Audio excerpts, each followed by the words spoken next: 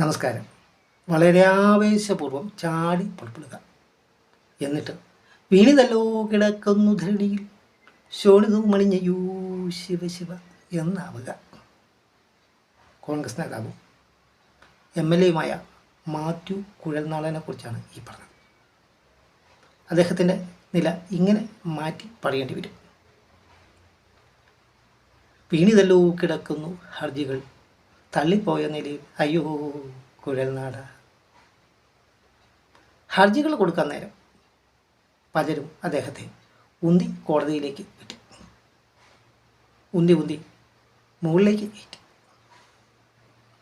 എന്നാൽ ഇപ്പോഴാകട്ടെ തള്ളിപ്പോയപ്പോൾ ആരെയും കാണാനുമില്ല. അവരൊക്കെ വിട്ടുപോയിരിക്കുന്നു. പപ്പായ മരം അഥവാ കപ്പളം ഓടിഞ്ഞ് ആപ്പനും കപ്പളവും ബ്ലൂം എന്ന് വീണതുപോലെ ഹർജികളും കുഴൽനാടനും വീണ് കിടക്കുകയാണ്.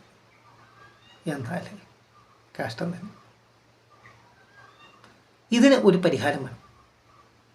എല്ലായ്പ്പോഴും ഇങ്ങനെ തള്ളിപ്പോകാൻ പാടില്ല. അതിനായിട്ടാണ് തന്ത്രോളജി ഒരുക്കിയിട്ടുള്ളത്. PV എന്ന മാസപ്പടി ലിസ്റ്റിൽ ഉണ്ട്. അത് പിണറായി വിജയനാണ് എന്നാണ് മാത്യു കുഴൽനാടൻ വാദിക്കുന്നത്. PV താനല്ല എന്ന് മുഖ്യമന്ത്രി പറഞ്ഞിരിക്കുന്നു. ആ കേസ് കൊടുക്കാൻ പറ്റാത്ത രീതിയിൽ ആയിപ്പോയിരിക്കുന്നു. ഇനി പ്രധാനമായും 2 പേര് ആ ലിസ്റ്റിലുണ്ട്. വേറെ ആൾക്കാരും ഉണ്ട്. കുഞ്ഞാലിക്കുട്ടി അതുപോലെ തന്നെ രമേശ് ചെന്നിത്തല 2 പേരും പണം വാങ്ങിയിട്ടുണ്ട് എന്ന് പറഞ്ഞിട്ടുണ്ട്. മാസപ്പടിയായിട്ടല്ല, സംഭാവനയായിട്ടാണ് അവർ വാങ്ങിയിടാത്തത്. അതുകൊണ്ട് അവരെ അതിൽ കുറ്റപ്പെടുത്താൻ പറ്റില്ല.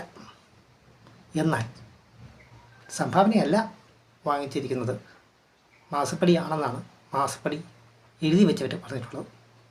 അത് അവരെ അപമാനിക്കുകയാണ് ചെയ്തിട്ടുള്ളത്.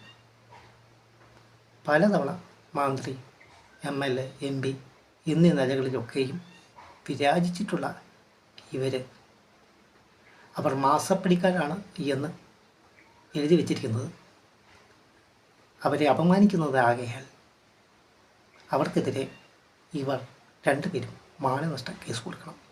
കുഴൽനാടൻ അത് കുളിപ്പിക്കണം.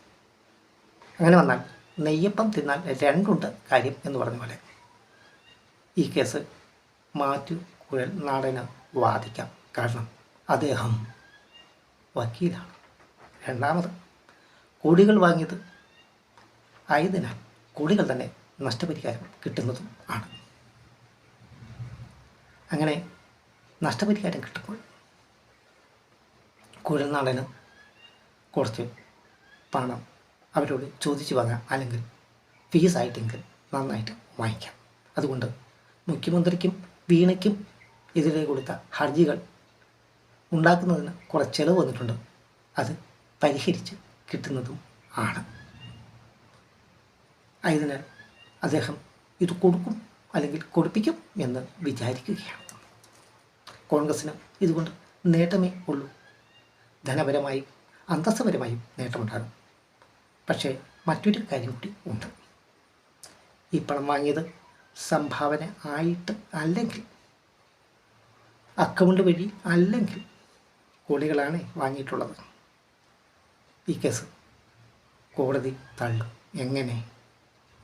കേസിൽ ഉൾപ്പെട്ടവരെ ഉള്ളിലേക്ക് തള്ളാനാണ് സാധ്യത. ഇരുമ്പഴിക്കുള്ളിൽ ആയിപ്പോവും.